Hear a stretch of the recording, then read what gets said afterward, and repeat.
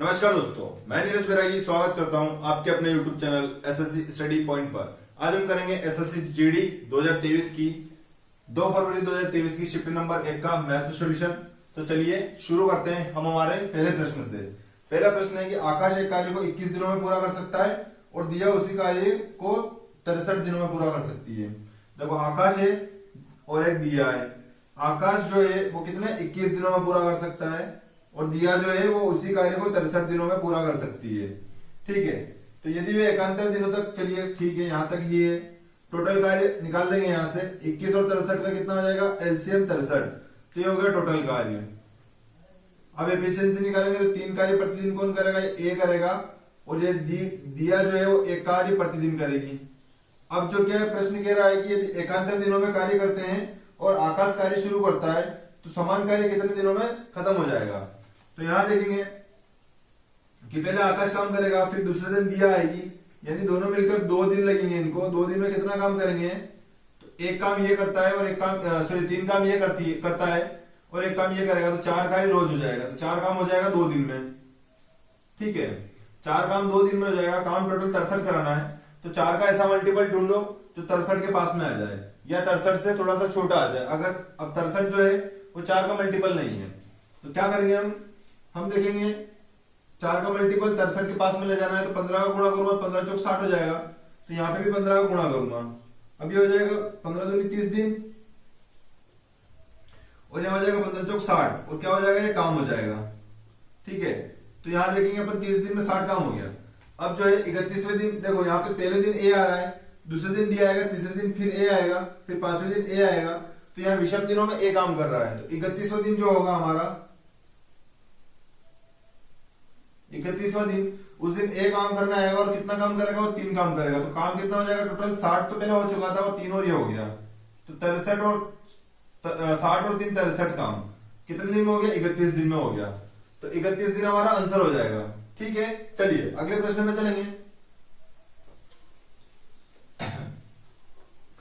अगला प्रश्न है हमारा, यदि 8 24 का तर्जनुपाती ए है और 4 और 16 का मध्यानुपाती बी है, तो ए बटे बी का मान कितना है। चलिए 8 और 24 का तर्जनुपाती, तो ये लिख दिया मैंने 8 और ये लिख दिया 24 और इसका तर्जनुपाती मान लिया मैंने। कितना दे रखा है, मानना नहीं है, दे रखा है ए। ठीक है, चलिए अगली कंडीशन बोल रहा है 4 और 16 का मध्यानुपाती, यानी ये 4 हो गया और ये 16 हो गया। अब इसका मध्यानुपाती चाहिए, तो मध्यानुपाती में क्या मानेंगे, प्रश्न कह रहा है बी है इसका मध्यानुपाती। ठीक है, और पूछा क्या है, ए बटे बी पूछा है।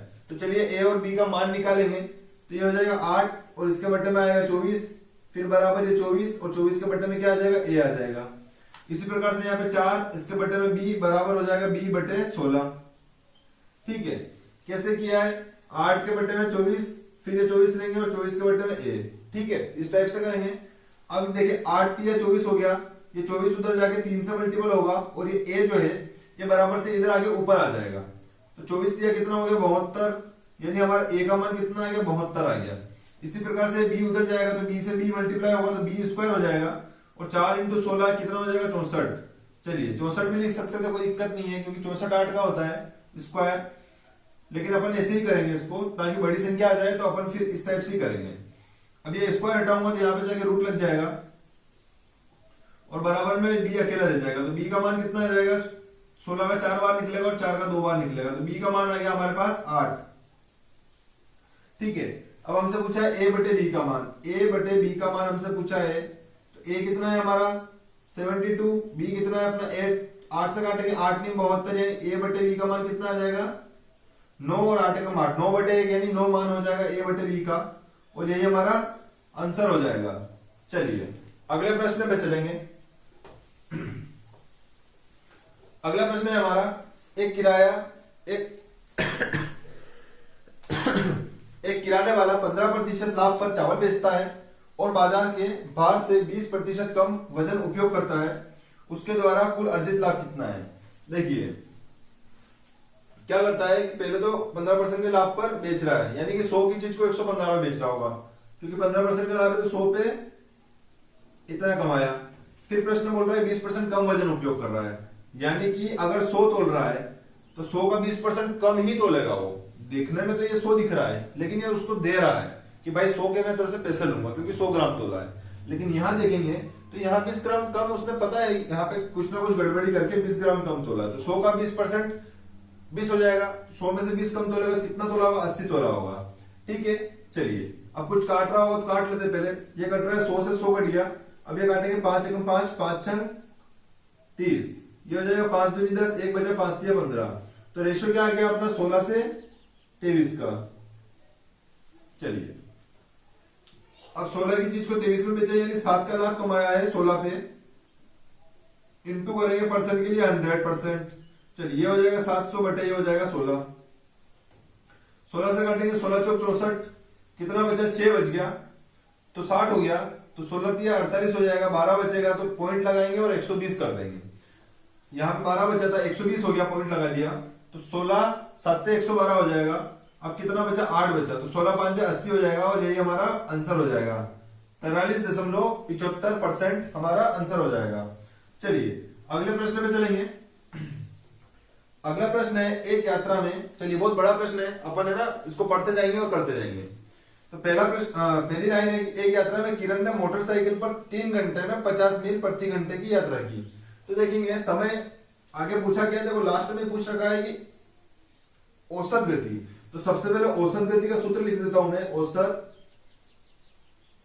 औसत गति बराबर क्या होता है? औसत गति बराबर होता है कुल दूरी बटे में कुल समय। चलिए अब अपन को ये चीज याद करना है, तो अपन को कुल दूरी भी चाहिए और कुल समय भी चाहिए। तो कुल समय तो अपन कैसे निकालेंगे? यहां पे लिख देता हूं मैं समय। देखो टाइम, समय कितना लग रहा है और कितना दूरी चल रहा है, ये अपन कैलकुलेट कर लेते हैं यहां से।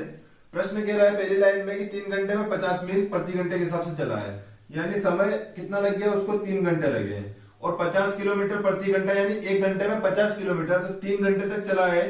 तो 4 में गुणा किया मैंने समय का, तो देखो ये 4 है और ये समय इधर आके गुणा हो जाएगा तो दूरी निकल जाएगी। तो 4 इंटू समय, 4 इंटू समय क्या हो गया? दूरी हो गई। तो 150 को गुणा 3 में किया तो ये कितना हो गया? सॉरी 50 का गुणा 3 में किया तो ये कितना हो गया? 150 मील। ठीक है, चलिए दूरी है, मील हो किलोमीटर हो उससे अभी फर्क नहीं पड़ेगा इस सवाल में। आगे प्रश्न कह रहा है इसके अलावा इसने 65 मील प्रति घंटे की गति से 2 घंटे तक कार से यात्रा की। यानी अब कितना चला है? वो 2 घंटे चला है और प्रति घंटा क्या है? 65 किलोमीटर प्रति घंटा, और 2 घंटे में कितना चलेगा? तो ये हो जाएगा 130 किलोमीटर, सॉरी 130 मील चलेगा। फिर प्रश्न कह रहा है कि वहां 2 घंटे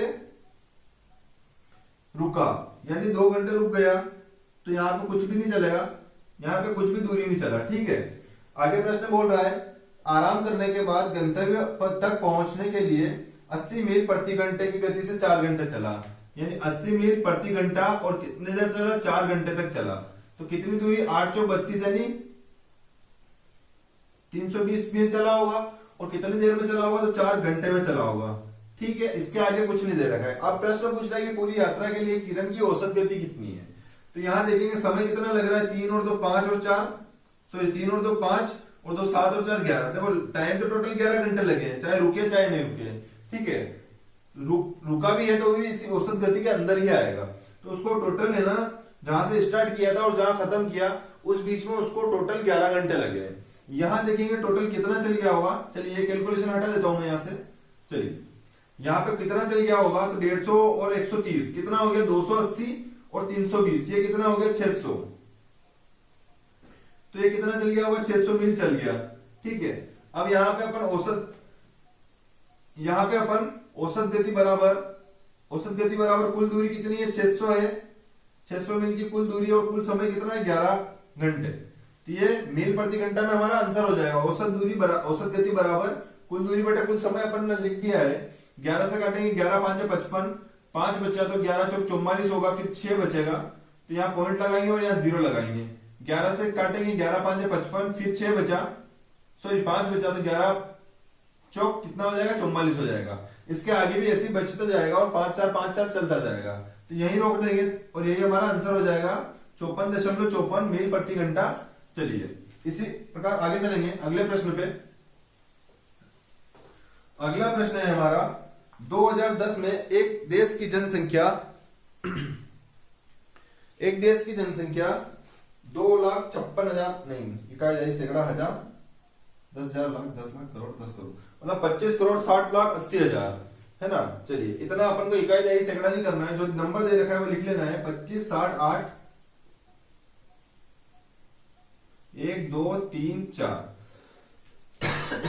ये जो जनसंख्या थी ये 2010 में थी। प्रश्न पूछ रहा कह रहा है 2020 तक जनसंख्या में 10% की वृद्धि हो गई, यानी 2020 तक क्या हो गया, जनसंख्या जो है वो 10% वृद्धि हो गई। 10% मतलब 1/10 और 10 पे कितना बढ़ गया, 1 बढ़ गया, यानी 11/10 हो गई होगी जनसंख्या। ठीक है, कोई दिक्कत। अब है ना हर साल 10 नहीं बढ़ रही है, प्रश्न ने कहा है कि 2020 तक 10% बढ़ी है, तो सिर्फ एक बार ही मल्टीप्लाई करेंगे, ऐसा नहीं है कि 10 से 20 यानी 10 बार मल्टीप्लाई, 20 तक बोला है कि 20 तक 10% बढ़ी है, तो इतने होगा। यहाँ पे ये 0 से 0 कट गया, 3 0 ऐसे कैसे लिखेंगे अपन, 11 8 88 हो गया और 11 8 हासिल बचेगा, तो 11 का 0 मल्टीप्लाई करेंगे तो 0 हो जाएगा, बची हासिल 88 लिख देंगे।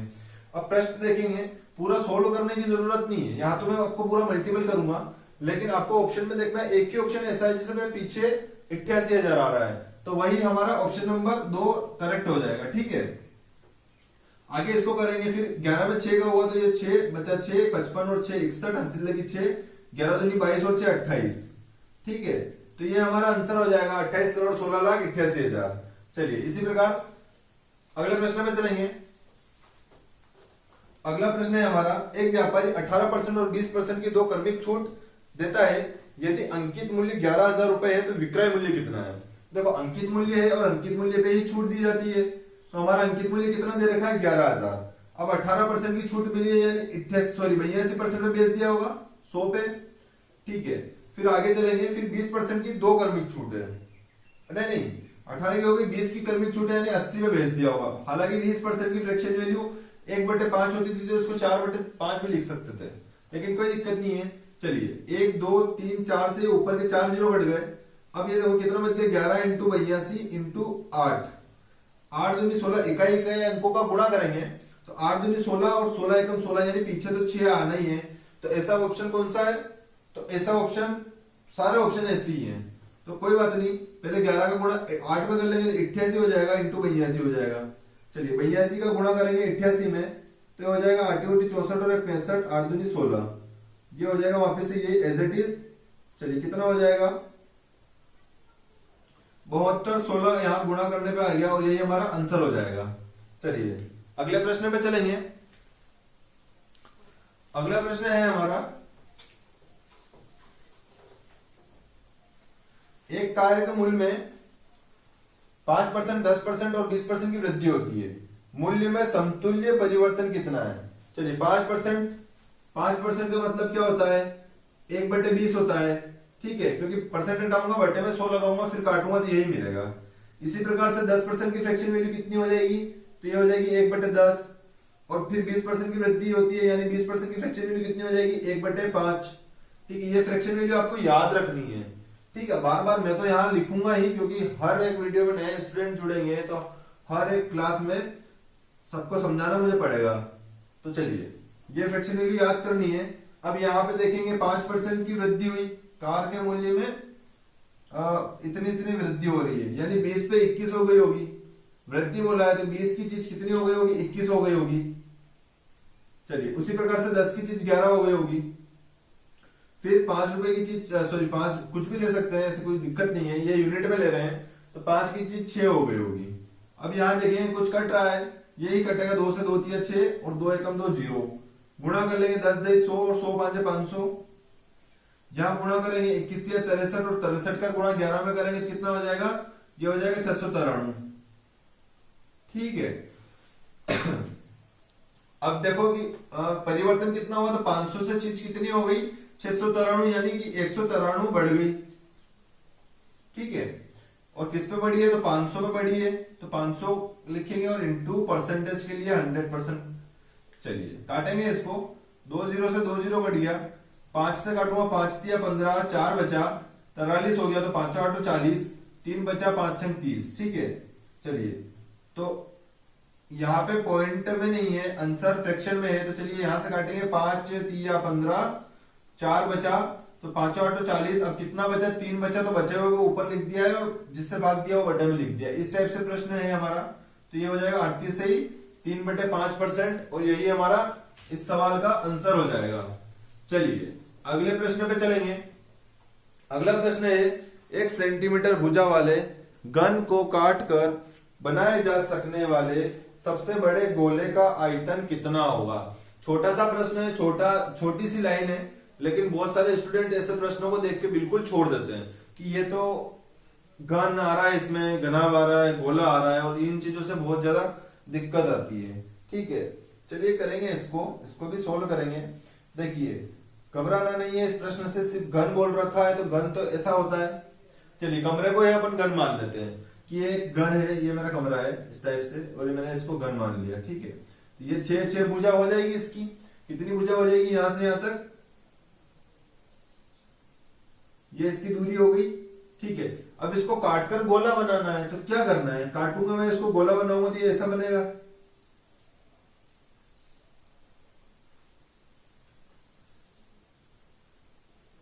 इसको काटकर मैंने ये गोला बना दिया, तो ये गोला कैसा बन गया, ये इस टाइप से गोला बन गया। बाकी ये चीजें वाली फेंक दो। ठीक है, अपन से तो सिर्फ इस गोले का ये जो आयतन है ना, इस गोले का आयतन पूछ रहा है, ये इसका, ये जो ये गोला है ना, ये आयतन पूछ रहा है। ठीक है, तो अब यहां से यहां तक की दूरी 6 है, तो अगर मैं आधी दूरी करूं, ठीक है, ये 6 दूरी है ना टोटल पूरी, इसको आधी करूंगा तो कितना हो जाएगा, ये 3 हो जाएगा। ठीक है, तो ये त्रिज्या हो जाएगी फिर एक तरह से इस गोले की त्रिज्या कितनी हो गई, 3 सेंटीमीटर। अब प्रश्न पूछ रहा है कि गोले का आयतन, तो गोले का आयतन कितना होता है, गोले का आयतन क्या होता है, 4/3 पाई आर क्यूब।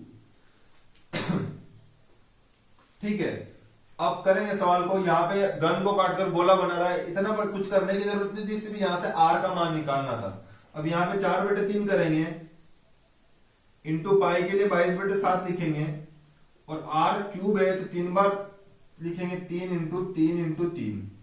चलिए ये 1 3 से 1 3 कट गया है। अब यहां पे गुणा करेंगे, 22 चौक 88, और बटे में 3 3 9, सॉरी इंटू में 3 3 9, बटे में हो गया 7।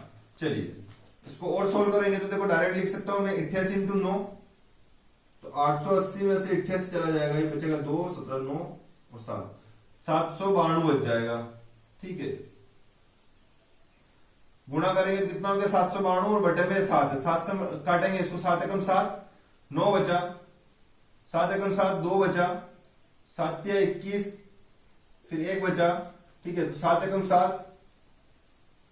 ठीक है, इसी प्रकार से चलता जाएगा, आगे क्या आ जाएगा, एक ही ऑप्शन है 113.14, और चूंकि आयतन है तो सेंटीमीटर क्यूब लगाएंगे, और यही हमारा इस सवाल का आंसर हो जाएगा।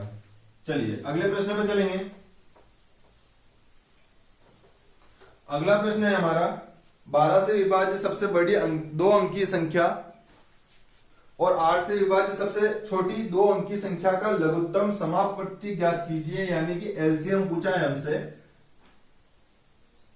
ठीक है, अब 12 से विभाज्य सबसे बड़ी संख्या, तो देखो 2 अंकों की चाहिए, तो अगर मैं 100 मान लूं तो ये तो 3 अंकों की संख्या हो गई, यानी 12 से विभाज्य 100 से भी बड़ी बड़ी संख्या होती है, लेकिन वो सारी कितने अंकों की होगी, 3 अंकों की होगी। तो 100 से चलेंगे, 99 12 से नहीं कटेगा, 98 नहीं कटेगा, 97 नहीं कटेगा, 12 अंकों की सबसे बड़ी संख्या कौन सी हो गई, 96, जो कि 12 से घटेगी। ठीक है, 2 अंकों की सबसे बड़ी 12 से कटने वाली संख्या है 96।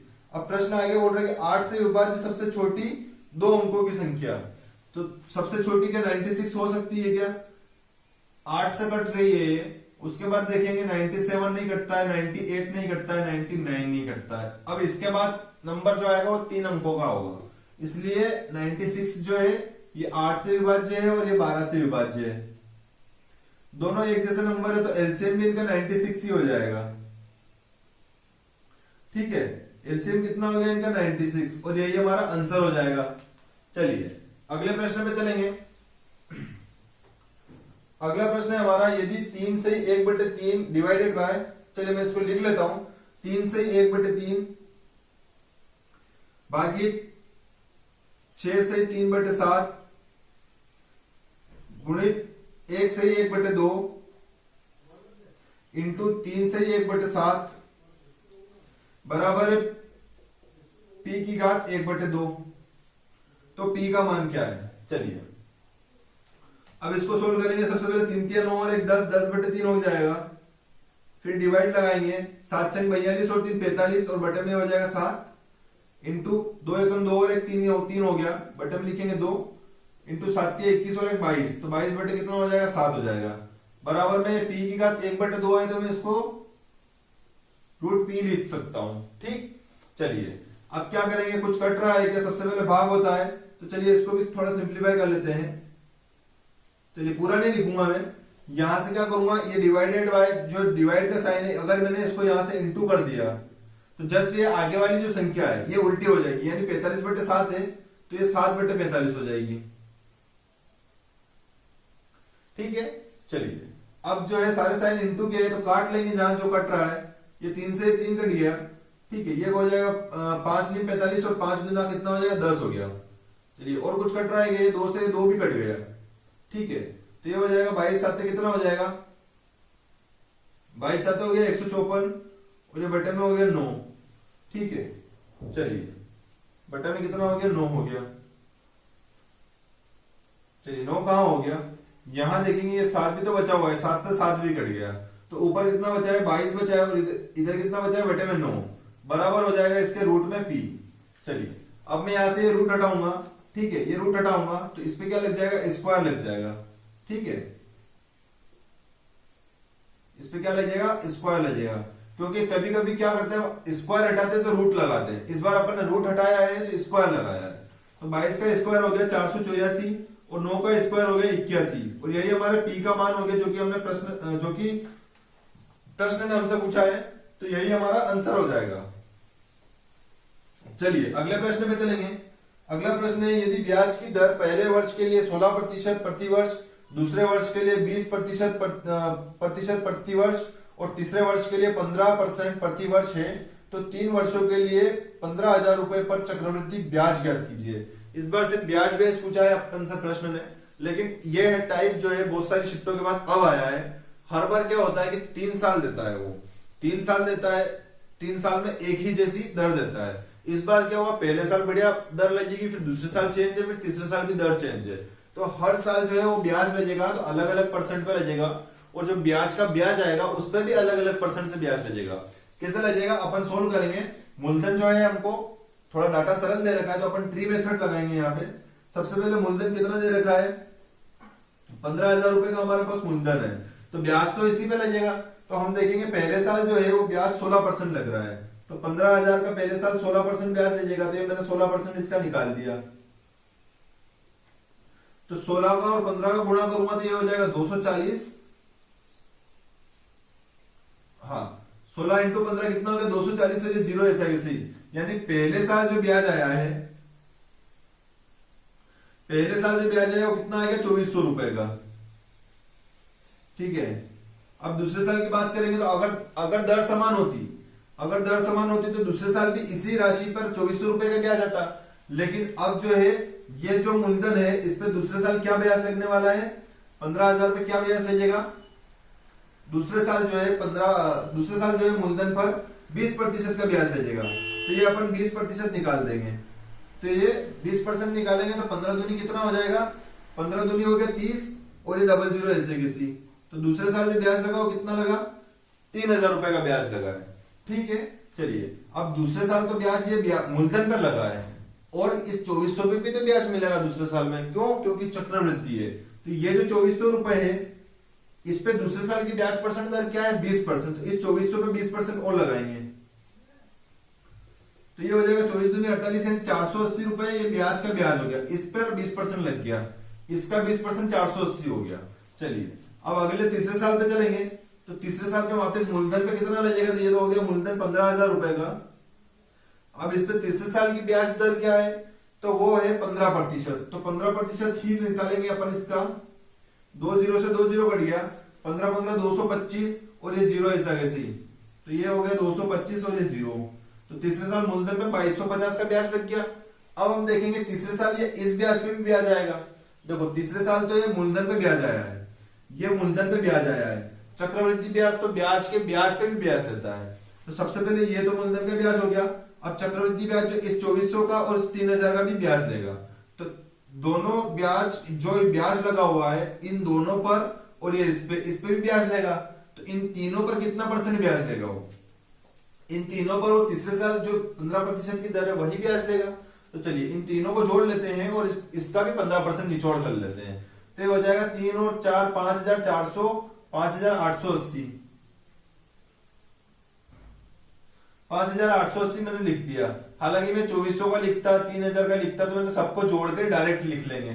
ट्री मेथड तो ऐसे बनती है, लेकिन ट्री मेथड का ऐसा नहीं है कि अपन को सजा सजा के ही लिखना है। अपन को इन तीनों पर भी 15% का ब्याज चाहिए तीसरे साल के लिए। तो ये हो गया 5000, ये टोटल कितना हो गया 5880 और इसका निकलेगा 15%। तो 15% निकाल लेंगे, यहां से काटेंगे 5 दिया 15 और ये हो जाएगा 5 दूनी 10 और ये 0, ये 2 0 से 0 कट गया और 2 से काटेंगे 2 दूनी 4, ये 18 हो गया, 2 में 18 और 2 चौक 8। तो ये कितना हो जाएगा? ये 18 निकलेगा अपने 900 में से। तो 18 निकलेगा 9 में से, 882 रुपए का ब्याज होने आ गया। ठीक है, चलिए अब इन सबको जोड़ लेंगे। तो ये अभी कितना जोड़ा था अपन ने? 5880। तो ये ब्याज लगा और ये कितना लग गया? 1200, 1362। दोनों को जोड़ेंगे तो कितना हो जाएगा? कुछ गड़बड़ हुई है। अच्छा सॉरी, ये 5880 तो ये सिर्फ इन दोनों का ही ब्याज है। 3 का कितना हो जाएगा? 3 7650, 7650। तो ये हो गया ब्याज प्लस ये कितना हो गया? 1362। इन दोनों को और जोड़ेंगे तो कितना ब्याज आ जाएगा हमारा? ये हो जाएगा 2, ये 6 और 5 11, हासिल लगी 1, 4 और 6 कितना हो गया? 10, हासिल लगी 1, ये हो गया 9। ठीक है, तो 9012 रुपए जो है हमारा इस सवाल का आंसर हो जाएगा। ठीक है, कैलकुलेशन फास्ट होगी तो ये सवाल काफी अच्छा सवाल है। कैलकुलेशन फास्ट होगी तो बहुत जल्दी इसका आंसर आ जाएगा। बाकी इस सवाल को अगर डेटा सरल दे रखा है, मूलधन सरल दे रखा है, तो इसी मेथड से करेंगे तो सबसे बेस्ट रहेगा, क्योंकि जल्दी भी हो जाएगा ये प्रश्न इस टाइप से। चलिए अगले प्रश्न में चलेंगे। अगला प्रश्न है हमारा 0.1 और 0.12 का तृतीयानुपाती कितना है? तो तृतीयानुपाती क्या करेंगे? तृतीयानुपाती जो है लास्ट में आता है 0.1 लिखा, फिर ये हो गया 0.1। तृतीयानुपाती पूछा है किसका? 0.1 और 0.12 का।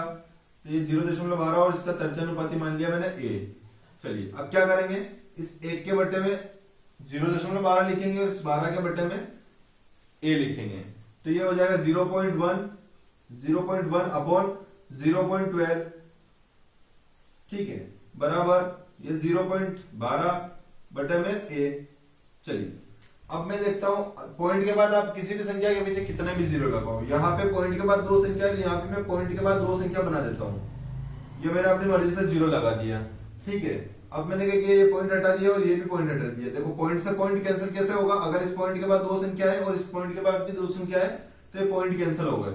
अब यहाँ पे अगर मैंने पॉइंट कैंसिल किया तो यहाँ पे बटे में कोई पॉइंट नहीं है, तो पॉइंट के बाद 2 संख्या थी तो मैंने बटे में 2 0 लगा दिए। ठीक है, चलिए अब क्या करेंगे? आप तृतीयानुपाती पूछा था ना, तो चलिए ये 100 और ये 10 इधर आ जाएगा, क्योंकि a अपना तृतीयानुपाती है और अपन को a का मान निकालना है। जिस चीज का मान निकालना है वो बराबर से इधर अकेले खड़ी रहेगी, तो ये a इधर आ जाएगा।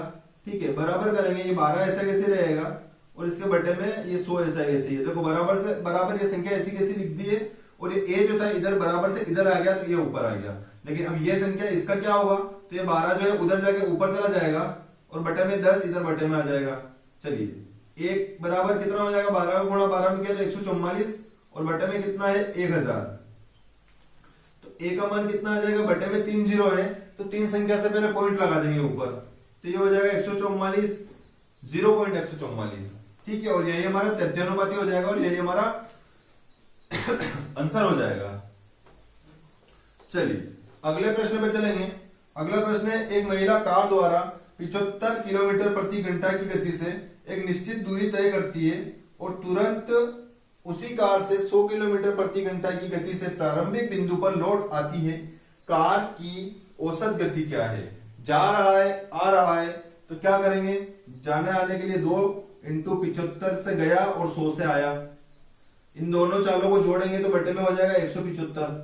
चलिए 25 से काटेंगे, 25 दिया 75 और 25 साथ 175, 3 दूनी 6, 6 का गुणा 100 में किया तो 600 और बटे में लिखा 7। यही औसत गति है। औसत गति काटेंगे, 7 8 56, 4 बचा 40 हो गया, 7 5 35, कितना बच गया, फिर 5 बच गया, 7 7 49, फिर 1 बचा। ऐसा चलते ही जाएगा, या कभी नहीं कटेगा। तो 85.7% हमारा आंसर हो जाएगा। ठीक है, चलिए ऑप्शन में कैसे दे रखा है 5/7, तो क्या करेंगे, इसको वापिस से काटेंगे, मुझे लगा परसेंट में पूछा है।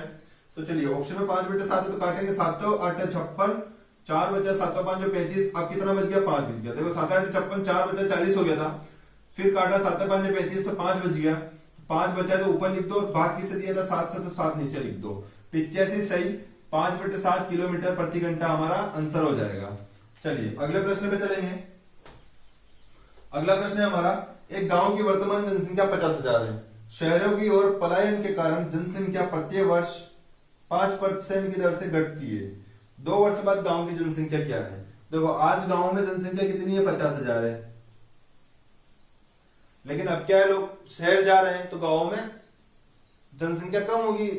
तो चलिए कितने परसेंट से कम हो रही है, 5% से। 5% की फ्रैक्शन वैल्यू क्या होती है, 1/20 होती है, यानी 20 से 1 जनसंख्या, हर 20 जने में से 1 जना शहर जा रहा है, तो फिर कितना बच रहा है, 19 बच रहा है टोटल, किस में से, 20 में से। ये 1 साल की कंडीशन है, 2 साल के लिए 2 बार लिख देंगे ऐसी चीज को। चलिए 2 0 से 2 0 कट गए, अब 2 से काटूंगा तो ये हो जाएगा 250, फिर 2 से काटूंगा तो ये हो जाएगा 125। चलिए 125 इंटू 19 इंटू 19 361। चलिए किस संख्या के पीछे 5 है, सभी के पीछे 5 है, कर लो गुणा वापिस से इस टाइप से। ठीक है, चलिए काटेंगे, 5 5 5 6 30, 5 दिया 15 3 18, 361, तो ये हो जाएगा 2 दूनी 4, 2 सॉरी 1 दूनी 2 दूनी 2, 2 2 एकम 2, 2 6 12, 2 3 6 और 7। ठीक है, चलिए ये कट जाएगा 361, क्या आंसर हो जाएगा, 2 5 11, 44,125। तो दोनों को मल्टीप्लाई करेंगे कितना आ जाएगा, 44,125, और यही हमारा आंसर हो जाएगा। ठीक है, चलिए अगले प्रश्न पे चलेंगे। अगला प्रश्न है हमारा, ए 1 घंटे में 11 बेचों की मरम्मत कर सकता है और बी 1 घंटे में 5 बेचों की मरम्मत कर सकता है। निर्धारित कीजिए कि जब वे एक साथ कार्य करेंगे तो इन्हें 64 बेंचों की मरम्मत करने में कितना समय लगेगा। चलिए ए और बी 2 जने हैं जो कि कुछ काम कर रहे हैं, तो ये हो गया ए और ये हो गया बी।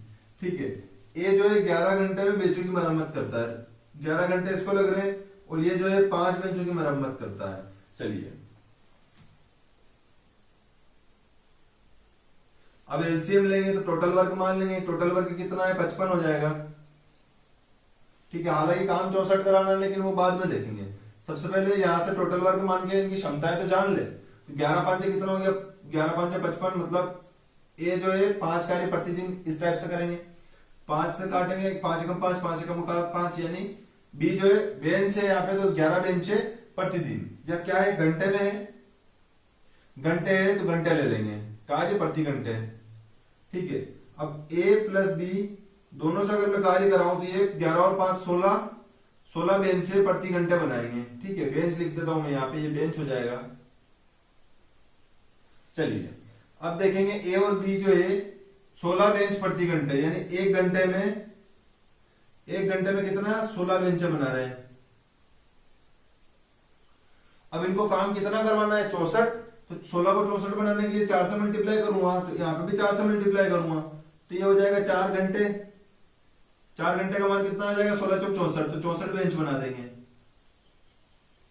यही काम करना था, तो कितना टाइम लगेगा, सॉरी यहाँ पे 4 आएगा ना, 1 चौक 4, तो 4 घंटे में 64 बेंच बना देंगे, और यही हमारा आंसर हो जाएगा। चलिए अगले प्रश्न पे चलेंगे। अगला प्रश्न है, 2 किलोमीटर प्रति घंटे की गति से बहने वाली एक नाव, 2 किलोमीटर, वापस से रिपीट करूंगा इस प्रश्न को, 2 किलोमीटर प्रति घंटे की गति से बहने वाली नदी में एक नाव कुल 10 घंटे में धारा के प्रतिकूल ए से बी तक 40 किलोमीटर जाती है और बी से ए तक वापस लौट आती है। स्थिर जल में नाव की गति क्या है? देखो नाव की गति को अपन क्या किस चीज से लिखते हैं? ए से डिनोट करते हैं और बी यानी क्या होता है? धारा की गति। तो धारा की गति कितनी दे रखी है? धारा की गति दे रखी है 2 किलोमीटर प्रति घंटा और ए की चाल तो अपन को नहीं पता है, तो ए की चाल 1 किलोमीटर प्रति घंटा मान लेता हूं। ठीक है, ए की चाल 1 किलोमीटर प्रति घंटा। अब देखेंगे ये हो गई दूरी, 40 किलोमीटर जा रहा है ना, तो 40 किलोमीटर दूरी जा रहा है, दूरी बटे चाल लिखूंगा तो समय आ जाएगा, क्योंकि अपन को टोटल आने और जाने में कितना समय दे रखा है? 10 घंटे। कि आ रहा है और जा रहा है टोटल 10 घंटे लिख रहे हैं, तो ये तो जाने का हो गया प्लस ये आने का 40 किलोमीटर आएगा, तो ये जाने की दूरी बटे में चाल लिख दूंगा a + 2। ठीक है, अनुकूल जाएगा तो जुड़ेगी दोनों चालें और आएगा तो a - 2, क्योंकि प्रतिकूल आएगा तो a - 2। और ये भी हो गया दूरी बटे चाल बराबर टाइम, और ये भी दूरी बटे चाल बराबर टाइम, तो दूरी बटे चाल बराबर समय हो गया 10 घंटे। ठीक है, अब प्रश्न देखिए आप, ऑप्शन देखो, अब आप a - 2 का गुणा 40 में करोगे, a + 2 का गुणा 40 में करोगे, तो नीचे क्या लिखोगे आप? a² - 4। ठीक है, और कहीं ना कहीं फिर फैक्टर करने पड़ेंगे, तो ये सवाल काफी बड़ा हो जाएगा। इसलिए अपन मान लेते हैं कि चलिए पहला ऑप्शन, वैसे तो इसका ऑप्शन नंबर 4 सही है, लेकिन अपन पहला ऑप्शन लेते हैं कि a की चाल कितना मान लेते हैं? 6.23। तो 6 और 2 कितना हो गया? 8। ठीक है, 8 से ज्यादा ही होगा, तो 8 से ज्यादा होगा तो ये कम से घटेगा, फिर भी अपन 8 से काटते हैं, यहाँ पे 5 घंटे लगेंगे। 6 और 2 8 हो गया, क्योंकि ऑप्शन नंबर 1 लिया है, 6 लिया है, तो 6 और 2 8 हो गया, क्योंकि a की चाल 6 मानी है। 6 और 2 8 हो गया, तो 8 और 5 40 हो गया। यहाँ 6 लेंगे, 6 में से 2 गया तो 4 हो गया, और 4 से काटेंगे कितना हो जाएगा? 4 × 40। तो 5 घंटे और 10 घंटे, 5 घंटे का अंतर नहीं आ सकता है, तो ये ऑप्शन गलत हो जाएगा। अब हम लेंगे लास्ट वाला ऑप्शन 8। 8 से ज्यादा ले रहे 9, अपन 8.5 है, तो 8 ही ले लेते हैं। 8 और 2 कितना हो गया? 10। ठीक है, अब इसको काटेंगे 10 से, तो 4 घंटे लगेंगे यहाँ पे, और यहाँ पे 8 लेंगे, 8 में से 2 गया तो 6 से काटेंगे, 6 7 42। तो यहाँ पे 6 से काट रहे हैं, कुछ ना कुछ कितना है? ज्यादा है, यहाँ पे ज्यादा समय कम आएगा, और यहाँ पे भी थोड़ा समय कम आएगा। अब ये 7 और 4 11 कितने घंटे बन रहे हैं? ये 11 घंटे बन रहे हैं, जबकि 11 से थोड़ा कम समय आना था, तो ये 11 से थोड़ा सा कम ही है, 10 घंटे, और यही हमारा आंसर हो जाएगा। ठीक है, चलिए इसी टाइप से ऑप्शन से ही इस सवाल को करेंगे तो अपना टाइम ज्यादा खराब नहीं होगा। तो हमारा आंसर कितना हो जाएगा? 8.47 किलोमीटर प्रति घंटा। ये चाल क्या हो जाएगी? ये चाल हो जाएगी नाव की। ठीक है, और यही हमारा आंसर हो जाएगा। चलिए अगले प्रश्न पे चलेंगे। अगला प्रश्न है, एक दुकानदार अपने ग्राहक को 2 प्रकार से धोखा देता है। 2 प्रकार से धोखा दे रहा है वो, बताओ। वह शुद्ध शहद को जल में 20% तक पतला कर देता है, मतलब यहाँ पे 100 लीटर को 120 लीटर कर दिया, इस टाइप से समझ सकते हैं। और शहद का मूल्य जो है वो 15% बढ़ा दिया, जहां 100 रुपए में दे रहा था वहां 115 में देने लग गया। चलिए कोई भी चीज अपन मानेंगे तो उसको 100 से ही मानेंगे। आगे बढ़ेंगे प्रश्न को, कि वह 40 किलोग्राम शुद्ध शहद के लिए 30 रुपए प्रति किलोग्राम का भुगतान करता है, तो इसे बेचने के लिए उसका कुल लाभ कितना है? यानी कि 30 रुपए प्रति किलो के हिसाब से बेच रहा है और 40 किलो बेच रहा है। ठीक है, तो चलिए सबसे पहले अपन रेशो देखेंगे, जहां जहां परसेंट है। 20% पतला यानी कि 100 की चीज को 120, ये लाभ कमा रहा होगा। फिर 15% का और बढ़ा रहा है मूल्य को, यानी 100 पे 115 बढ़ा दिया। ठीक है, चलिए यहां से काट लेंगे इसको, ये 0 से 0 कट गया, 2 × 12 और 2 × 5 = 10। 5 से काटेंगे, 5 × 2 = 10 और 5 × 3 = 15, तो हो जाएगा 100 बराबर 23 × 138। ठीक है, अब यहां से देखेंगे कितना लाभ कमा लिया है, यहाँ पे 100 से 138 कमा लिया है, तो यानी 38 का लाभ कमा दिया है उसने और 100 पे कमा लिया है। ठीक है, किलोग्राम रुपए प्रति किलोग्राम में है, तो ये रुपए प्रति किलोग्राम में आएगा, तो कितना रुपए प्रति किलोग्राम हो रहा है? देखो 38/100 तो लिख देता हूं मैं। अब मैं यहाँ पे 30 कर लूंगा, 30 रुपए प्रति किलोग्राम के हिसाब से ये इतना लाभ कमा रहा है। ठीक है, ये प्रति किलोग्राम का उसका लाभ आ गया, क्योंकि 30 रुपए प्रति किलोग्राम है, तो 30 से मल्टीप्लाई कर दिया, यानी रुपए प्रति किलोग्राम में इसकी क्वांटिटी आ गई है। लेकिन अब बेच कितना रहा है? 40 किलोग्राम, तो 40 किलोग्राम का कुल लाभ पूछा है, तो टोटल 40 किलोग्राम का चाहिए, तो 40 से इंटू कर देंगे इसका। ठीक है, अब काटेंगे 2 जीरो से, 2 जीरो कट गया, ये हो जाएगा 4 तिया 12 और 12 गुणा 8 में करेंगे तो 12 8 96, 9 बचा, 12 तिया 36 और 9 44, 36 और 9 44, 45 होगा। तो 456 रुपए का उसका क्या हो जाएगा, टोटल लाभ हो जाएगा। ठीक है, और यही हमारा आंसर हो जाएगा। चलिए अगले प्रश्न पे चलेंगे। अगला प्रश्न है हमारा, एक मोबाइल फोन का अंकित मूल्य 16,500 रुपए है, इस पर 8% की त्योहारी छूट की अनुमति है, इसके अलावा नगद भुगतान के लिए 5% की दूसरी छूट दी जाती है। मोबाइल फोन खरीदने के लिए किया जाने वाला नगद भुगतान रुपए में कितना होगा? तो चलिए अंकित मूल्य दे रखा है अपन को 16,500,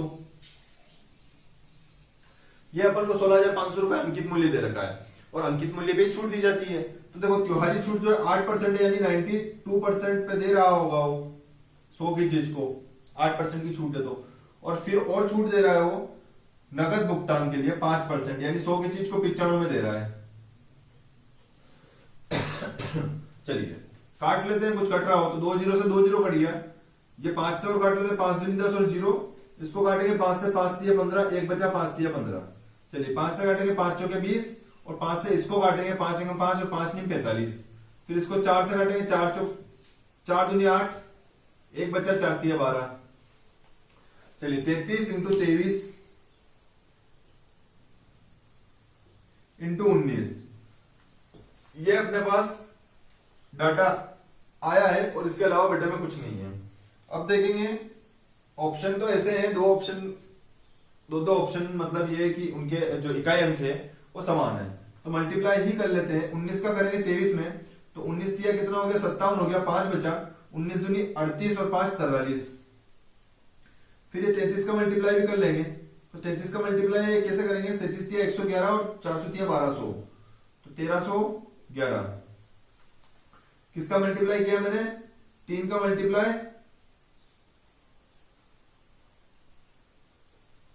3 का मल्टीप्लाई किया मैंने, ये देखो 33 को कैसे लिख दिया मैंने, ऐसे लिख दिया 11 तिया 33 हो लिए।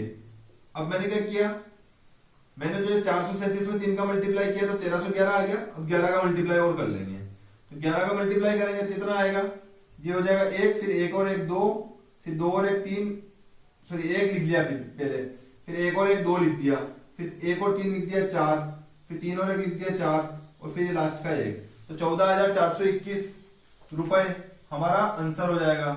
ठीक है, चलिए अगले प्रश्न पे चलेंगे। अगला प्रश्न है, एक अर्ध गोलाकार कटोरा मोटे स्टील से बना है, जिसकी चलिए वापस पढ़ता हूं।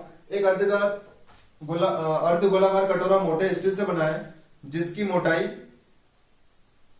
5 सेंटीमीटर है। यदि कटोरे का बाहरी व्यास 43 सेंटीमीटर है तो कटोरे की क्षमता कितनी है? चलिए कटोरा कैसा होगा,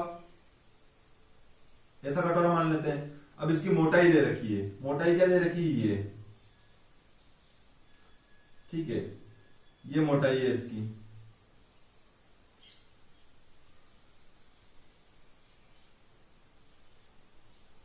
ये मोटाई है, तो ये जो मोटाई है ये कितनी दे रखी है, 0.5 सेंटीमीटर। ठीक है, और बाहरी व्यास यानी यहां से लगाकर ये टोटल, ये व्यास है, व्यास कितना होता है, ये व्यास होता है, ये टोटल दूरी कितनी दे रखी है, टोटल दूरी 43 है, यहां से लेके यहां तक 43 है। तो यहां से मेरे को त्रिज्या निकालने के लिए क्या करूंगा, इस दूरी को आधी कर दूंगा, तो 43 के बटे में 2 का भाग लगाऊंगा, कितना हो जाएगा 22, 21.5, यानी ये टोटल 21.5 है। अब अगर मेरे को सिर्फ ये इतनी चाहिए, ये माइनस करनी है, तो 0.5 माइनस कर दूंगा, तो ये अंदर की आंतरिक त्रिज्या कितनी हो जाएगी, r बराबर 21.5 में से 5 गया कितना बच गया, 21। ठीक है, तो त्रिज्या कितनी आ गई, गोले की जो क्षमता आ गई वो कितनी आ गई, त्रिज्या कितनी आ गई, त्रिज्या आ गई 21 सेंटीमीटर। अब इसकी क्षमता पूछा है, क्षमता यानी आयतन, तो गोले का आयतन क्या होता है, अभी इसी शिफ्ट में लिखवाया था 4/3 पाई r³। चलिए 4/3 ऐसे कैसे रहेगा, इंटू पाई के लिए लिखेंगे 22/7, और त्रिज्या कितनी है 21 है, तो 21 3 बार है तो 21 इंटू 21। चलिए 7 से काटेंगे 7 तिया 21 और 3 से काटेंगे 3 से 3 कट गया, 21 का 21 में हुआ तो कितना हो गया 441, और ये हो जाएगा 22 चौक 88। चलिए तो 441 में 88 का मल्टीप्लाई कर देंगे, 8 चौक 32 हो जाएगा। तो कितना हो जाएगा, ये हो जाएगा 388 ये तो गलत आ रहा है। चलिए कहीं ना कहीं मिस्टेक हुई है, कहीं ना कहीं मिस्टेक की। 4/3 पाई आर क्यूब हो गया 4/3, ठीक है। ये हो गया 22/7 या 21, ये भी कट गया 441 हो गया, 22 चौक 88 हो गया। चलिए आंसर तो गलत आ रहा है। कटौती की क्षमता कितनी है, अर्ध गोला में समझना।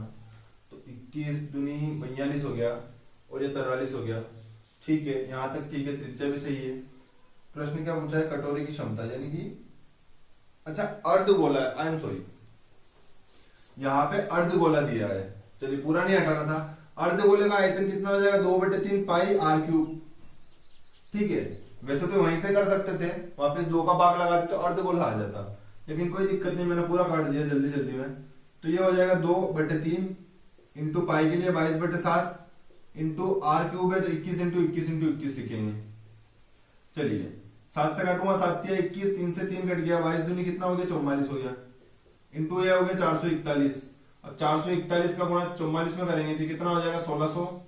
चलिए 4 हो जाएगा 16, 1764, तो फिर ये 1764 हो जाएगा। तो कितना आ जाएगा 0,4 19,404। आयतन है तो सेंटीमीटर में था, सेंटीमीटर क्यूब लगा देंगे, 19,404 सेंटीमीटर क्यूब, यही हमारा आंसर हो जाएगा इस सवाल का। चलिए अगले क्वेश्चन पे चलेंगे। अगला क्वेश्चन है 1000 मीटर की दौड़ में जॉन ने खान को 120 मीटर से हरा दिया।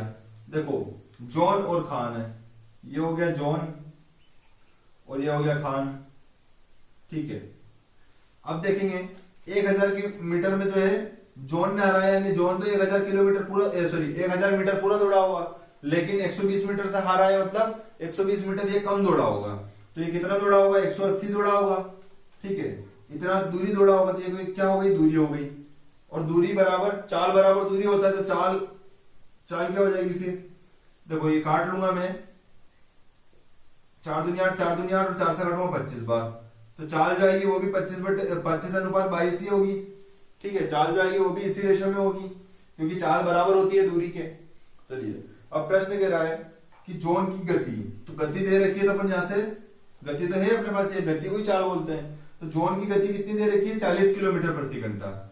जॉन की गति 40 किलोमीटर प्रति घंटा है, और यहां देखेंगे जॉन की गति कितनी है 25, तो 40 के बटे में लगा देंगे 25, है ना। या फिर कैसे करेंगे कि 25 हमारे हिसाब से जॉन की गति, और प्रश्न बोल रहा है 40 है, तो यहां से एक की वैल्यू क्या आ जाएगी, 40/25 आ जाएगी, ठीक है। चाल के बराबर में चाल लगाएंगे। 25 किलोमीटर प्रति घंटा चाल हमारे हिसाब से जॉन की थी, प्रश्न में बोला 40 किलोमीटर प्रति घंटा है, तो यहाँ 25 के बराबर में 40 लिख दिया, तो एक की वैल्यू कितनी हो जाएगी 40, फिर बटे में चला जाएगा 25। अब प्रश्न पूछा है खान की गति क्या है, मतलब इस 22 की वैल्यू पूछा है, तो 22 की वैल्यू पूछी है, तो 22 का गुणा इधर भी कर देंगे और 22 का गुणा इधर भी कर देंगे। चलिए काटेंगे, 5 5 25 और 5 8 40, 22 8 176 हो गया, ठीक है। 22 यानी खान की वैल्यू कितनी हो जाएगी, यहां पे देखेंगे 22 8 176 और बटे में लिख जाएगा 5, 5 से काटेंगे, 5 दिया 15, 2 बचा, 5 5 25, 1 बचा, तो 5 दूनी 10 यानी 35.2 किलोमीटर प्रति घंटा खान की चाल आ जाएगी, ठीक है। चलिए अगले प्रश्न पे, अगला प्रश्न नहीं है, खत्म हो गया सारा प्रश्न। आज की शिफ्ट में 2 फरवरी 2023 की पहली शिफ्ट में जो 20 प्रश्न थे मैथ्स के, वो कर लिया हमने सॉल्व। चलिए मिलते हैं नेक्स्ट वीडियो में, थैंक यू।